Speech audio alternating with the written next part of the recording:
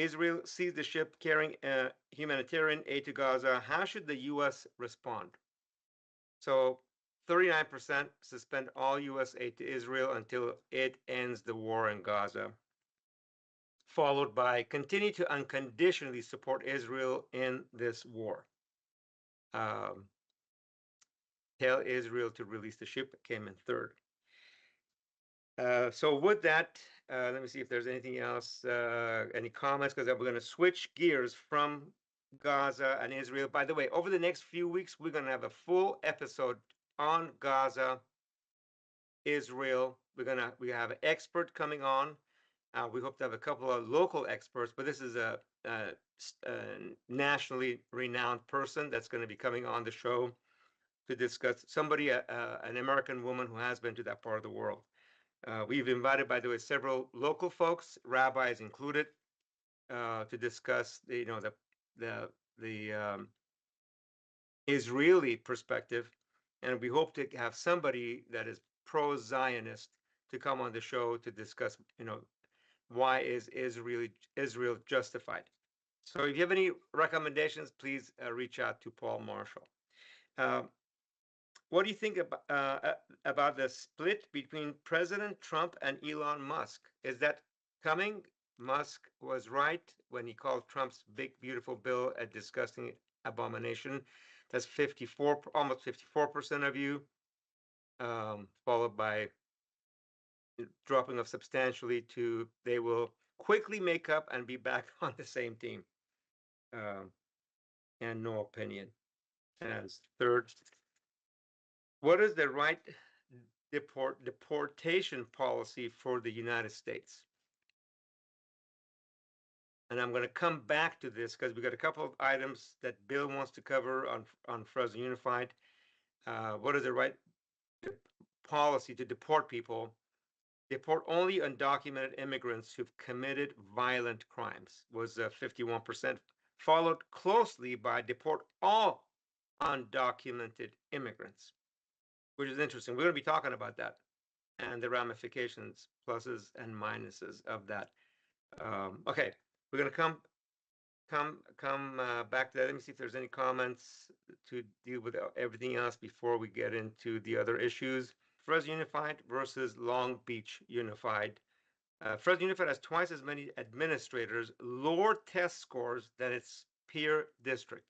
Bill, this is one of the articles that you helped produce. Did you have any comments besides the fact that Fresno Unified is very rich, a lot more staff per capita? So, Darius, thank you. If you remember a few years back, Fresno Unified got in an alignment with other districts in California. They were called peer districts. So they were similar in demographics, similar in the amount of funding they received from the state, similar in challenges they face or have overcome. And so we compared Fresno Unified to Long Beach Unified. Fresno's students, a larger percentage, face socioeconomic challenges, but Long Beach Unified has 5, 6, 7 times the number of homeless students that it must deal with. And it was very interesting. The test scores in Long Beach Unified are significantly higher than they are in Fresno Unified. The other takeaway is, and people have debated this forever, does Fresno Unified have a bloated bureaucracy? So again, we're comparing peer districts, and look at those organizational charts there. One's pretty simple, even a dummy like me can follow Long Beach Unified's. Then you look over at Fresno Unified's, and I don't know, it looks like some kind of word puzzle or one of the puzzles you'd play on your telephone if you're bored during the day. And the bottom line is Long Beach Unified produces these higher test scores, and they have less than half the number of administrators that Fresno Unified has. So the question locally has always been, is Fresno's bureaucracy bloated? Clearly it is. And then this is very interesting to me. Long Beach Unified is doing this great job with students. It's an area where the cost of living is 38% higher than it is in Fresno, and yet Fresno Unified administrators are paid much more. So Fresno Unified's administrators are paid more to not do the job, to not deliver for students compared to Long Beach. And some of the other peer districts are Santa Ana, Garden Grove. And Garden Grove in particular has very challenging socioeconomic conditions for the families and the students. And they blow away both Long Beach and Fresno when it comes to student achievement. So it would behoove Fresno Unified to go down there and take a look at their operation and see what they're doing that we're not doing here. They have doubled, if not tripled, the amount of administrative overhead since I departed 6, 7 years ago, to the point that they've had to buy another massive, 5, 7 story building in downtown Fresno to fit the additional staff plus more, which is contrary to, the mission of the system and the district. We were very intentional back then. I mean, famously, I had like 4 different title director positions all at once. But that's what you do when you want to focus resources in the classroom and not the furthest point of the classroom, which is a district office. I think the superintendent will have to engage in this, some significant reorganization and, cutting down significantly the district office that's grown into this, significant bloated position over the last few years under the watch of the last superintendent. So those are tough decisions. But if you're going to give the pink slip to cafeteria workers, bus drivers, teachers, and janitors, then you better start with the central office where folks can easily pick up additional tasks as they were for, decades before. Got it. Thank you, Miguel. One comment from Linda Samuelian. Twice as many admin, too many cooks in the kitchen to effectively make a decent program to help students achieve English language. Sounds like the cuts need to be in the admin department. And yeah, I think GV Wire has written a lot of articles, but the data speaks for itself. 1428 students to 1 administrator at Long Beach Unified versus 727 students per administrator. So Long Beach Unified has half the number of administrators per student per capita. Okay, Councilmember Karbasi Council President Karbasi just joined us. Let's bring Mike on. Mike, tell us about the big, beautiful budget. I'm sorry, it's not the big, beautiful budget. It's Fresno City Council's working, not big and beautiful, but hopefully just beautiful budget. Mike? The difference with our big and beautiful budget, and the council vice president can attest to this, we're actually going to help people. There's a difference there. So yeah, we have a $2.3 billion budget. It does grow every year. Again, our footprint is larger. We're a service business. We provide a lot of services to people that they count on. And so the mayor presented a balanced budget, again, his budget, but this is really where the council, it's one of the 2 most important functions we have, land use and budget. And so we gave him about over $50 million in motions. He has to now go back and balance the budget. And I'm sorry, 50 or 15? 50 or 15? 50. 50. And the reason why we do that, understand, yes, you're the mayor of an entire city and that's all great, but we basically get into the nitty gritty. We know our districts, whether it's District 3 in Southwest Fresno, District 2 in Northwest Fresno, or District 4 in Central Fresno. We know what's happening in our neighborhoods. And so we prioritize a lot of public works projects, money for parks, and how Measure P gets allotted.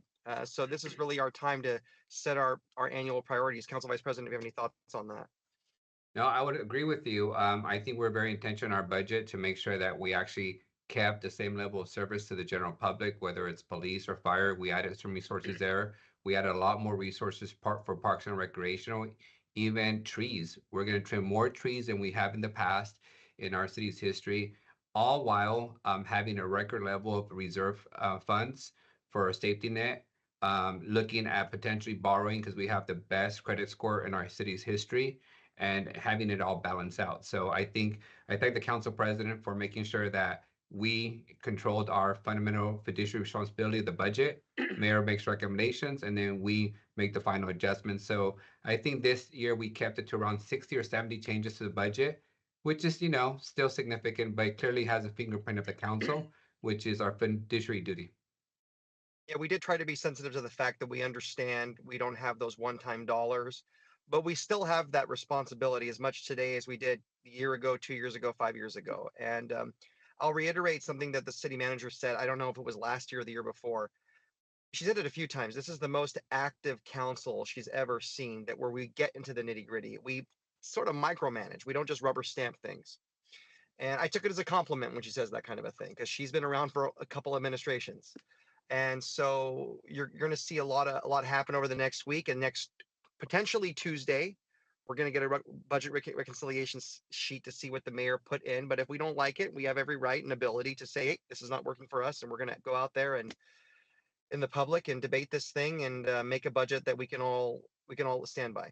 The way I would frame this is, one is, first, we should fire all members of Congress, because they have fundamentally failed to resolve and fix the single largest, national security and economic issue before the country for the last decade.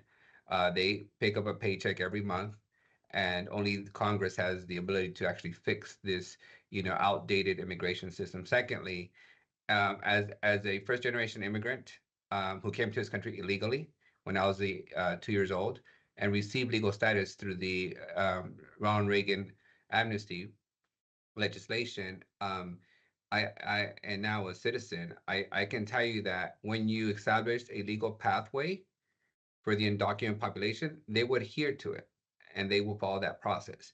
Just the way many immigrants have showed up to their court dates as required, simply to have their cases dismissed and be, handcuffed and taken in the courthouse and deported without their due process. So this is a fundamental failure of every tenured congressman who has continually promised us a solution while looking the other way and simply tweeting out their objections to a protest that's become a riot, which is simply what it is. It's a protest that turned into a riot, no different than a protest that turned into a riot on January 6th in the national Capitol. Although some of my Republican friends to this day still call that a protest instead of a riot, it is what it is. I think fundamentally, Darius, for everyone here, if we're going to simply take a wide brush and start picking up people at their workplaces, at their homes, at rating graduation high school graduations, then we ought to start also arresting employers. Not one single employer has been arrested in this country for hiring the undocumented community. Not one single business owner, not the CEO of Home Depot, not one, stay-at-home mom for hiring a gardener or a babysitter that of undocumented status. So is that really the country that we want to be? And if it is, then, bring it on. I'd be happy to see the economic and social unrest when we start raiding, daycares, and we start raiding homes and, garden shows and, fairs, and start, arresting the people who actually create the demand, which is American business. The American economy creates a demand for immigrant workers because the American workforce has chosen not to do low skilled work jobs in this country. And you can point fingers at whose fault that is, but it's a simply statement of fact. And I would argue that this all goes back to the members of Congress who have failed to act. I mean, how many congressmen, even our local congressman, Jim Costa's been in office for what, 2 decades? And not one bill that, progresses to a bipartisan negotiation. So I think too many of them are comfortable watching from their desk cities across the country burn and families be torn apart and simply argue. Our thoughts and prayers are with folks instead of actually fixing the issue. So one of the main issues is whether there's actually search warrants to be able to arrest these people and deport them, right? So there's some mixed results as whether or not there's search warrants or not, but even assuming that there are search warrants in place, there are a lot of people who are being deported, such as US citizens. They're actually being deported as well. Okay. And before in the past, US citizens were deported, but they were brought back. Now, who knows how long it's going to take you to be able to actually bring them back to the US. But generally, in order to deport you, you need to be inadmissible on some sort of grounds. And The main one that they're going after right now is unlawful presence in the United States and probably staying after a deportation order. So when they pick you up, if you have a deportation order, they essentially say, we're going to reinstate the removal order and you have no options. We're going to detain you, we're going to book you a flight, and we're going to send you back to your home country. So let's say you're Guatemalan, like the individual who was deported, and the judge came down and said, no, no, no, you guys did not give him due process right. You need to bring him back, give him his day in court. And it's probably because he requested a reasonable fear interview, which is if you fear going back to your home country, something that ICE officers have to ask you about when they arrest you and when they want to process you for deportation. They have to ask you if you fear going back to your home country. If you say yes, they have to give you a reasonable fear interview. And during that time, you are detained or they can bond you out. And but you still get your day in court, right? So you still get to go in front of the immigration judge, explain to them why you fear going back. And right now, they're not giving that due process right to a lot of people. And the 3,000 immigrants that they're trying to pick up on a daily basis, it's just very unrealistic. We don't have the money for it. There's not enough beds for it. So, downtown, one of the places where the quote unquote riots were happening, has a federal building where the detention center probably houses about 100 people. There's been a lot of talk that there's over 1,000 in that small location. And, that in itself is a due process violation too, because do they have a place to sleep? Are they being fed? What is the process? Are they giving access to their legal counsel? Because I have been to those detention centers where I've been turned away before. And they've told me, oh well, we can't find him yet, come back the following day and we'll be able to show him to you, right? Because I have a motion to reopen pending, preventing them from actually deporting them until the judge makes a decision. And before, they would allow you to do that. Now they're saying, too bad, you can wait outside of the country. If your motion to reopen gets granted, then we'll let you back in, but then who knows how long that process is going to take.